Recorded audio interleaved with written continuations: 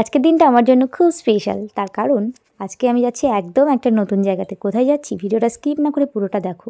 আগের দিন রিক, দিদি সবাই এসেছিলো, তোমরা তো দেখেছো ভিডিওতে। সেদিন কিন্তু রিক বলে গেছিলো 13ই জানুয়ারি অর্থাৎ আজকের দিনে মঙ্গলবারে ওদের স্কুলে খাদ্যমেলা আছে, তো মামি তুমি কিন্তু অবশ্যই যেও। এর জন্য কিন্তু দেরি না করে সংসারের সব কাজ গুছিয়ে নিয়ে রান্নাবাড়া কমপ্লিট করে চলে যাচ্ছি এখন রিকেদের স্কুলে।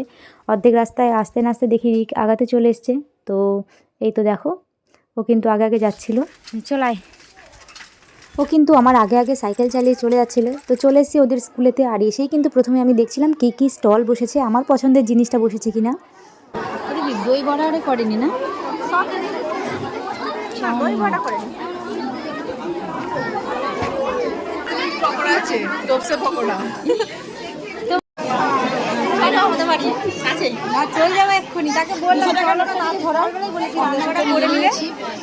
এখানে আসার পর কিন্তু অনেকগুলো চেনা লোকের সঙ্গে দেখা হয়ে গেলো, যাদের সাথে অনেক দিন দেখা হয়নি। তো অনেক দিন পর তাদের সঙ্গে দেখা হয়ে কিন্তু বেশ ভালো লাগলো।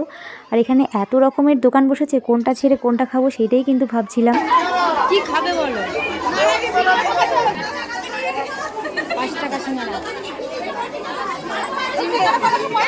5 টাকা সিঙ্গাড়া। তো এই যে সিঙ্গাড়ার দোকান থেকে দুটো সিঙ্গাড়া নিয়ে নিয়েছি, আমি আর দিদি খাচ্ছি। দুটো সিঙ্গাড়া 5 টাকা করে 10 টাকা নিয়েছে। তারপর একটুখানি ঘুরে এসে এইদিকে দেখছি দিয়েছে ফুচকার স্টল, যেখানে 10 টাকায় 6টা ফুচকা পাওয়া যাচ্ছিল। তো সিঙ্গাড়া খাওয়া হয়ে যাওয়ার পর বাকি স্টলগুলো ঘুরে ঘুরে দেখছিলাম। এইখানে আছে ভেজ রোল আর হচ্ছে চটপট চানা স্টল, দুটো স্টল পরপর আছে। আর সব থেকে বেশি যেই স্টলে ভিড় হয়েছে সেটা হচ্ছে জিলিপির স্টল। সত্যি এখানে অত্যন্ত ভিড় হয়েছে। আর তারপর চলে এসেছিলাম দোতলাতে, তোমরাও দেখে নাও ওপর থেকে নিচের ভিউটা কত সুন্দর লাগছে না। তারপর চলে গেছিলাম রিকের দোকানে। রিকের দোকানে ছিল ভেজ পকোড়া এবং ঘুগনি। ভেজ পকোড়া নিয়েছিলাম ঘুগনি। একটু টকটা দিবি বেশি করে।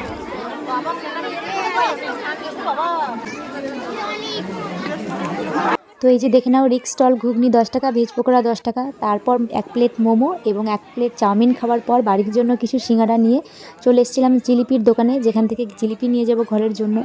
তো এসে দেখি জিলিপি তো শেষ হয়ে গেছে। তারপর অনেকটা ওয়েট করলাম, ওয়েট করার পর আমরা জিলিপি নিয়ে চলে যাচ্ছি এখন বাড়িতে।